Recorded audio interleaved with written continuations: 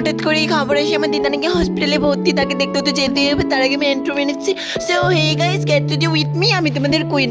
জানি না হঠাৎ করে দিদার কি হয়েছে, দিদা যে হসপিটালে ভর্তি হয়ে গেছে। আমরা জানি না বাঁচবে কি মরে যাবে সেটাও জানি না গাইস। তো তার জন্য ওখানে যাবো, রেডি হচ্ছি। ফার্স্ট একটা কালো কালার টপ পরে নিয়েছি অ্যান্ড একটা কালো কালার প্যান্ট পরে নিয়েছি। আর যেহেতু ঠান্ডা সিজন, পন্স ক্রিম মুখে অ্যাপ্লাই করেছি আর লিপ বাম তো লাগাতে হবে, যেহেতু আমার ঠোঁটগুলো ফেটে হাঁকার হয়ে গেছে গাইস। তোমরা সবাই দিদার জন্য দোয়া করো, দিদার জন্য খুব তাড়াতাড়ি সুস্থ হয়ে যায়। অ্যান্ড আইলাইনার মাস্কারা তো খুব ইম্পর্টেন্ট, আইলাইনার মাস্কারা করতেই হবে গাইস। আমি যেখানে যে ওখানে পরি আইলাইনার মাস্কারা অ্যান্ড লিপস্টিক।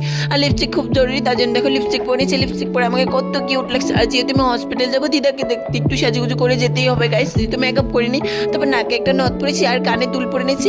আর টিপ তো পরতে হবে যেহেতু আমরা বাঙালি গাইস। তারপর দেখো বডি অল লাগিয়েছে সারা বডিতে অ্যান্ড একটা চেন পরে নিয়েছি, যে চেনটা আমার দিদাই দিয়েছিল গাইস। আর চুলগুলো আমি পিছনে বেঁধে দিয়েছে।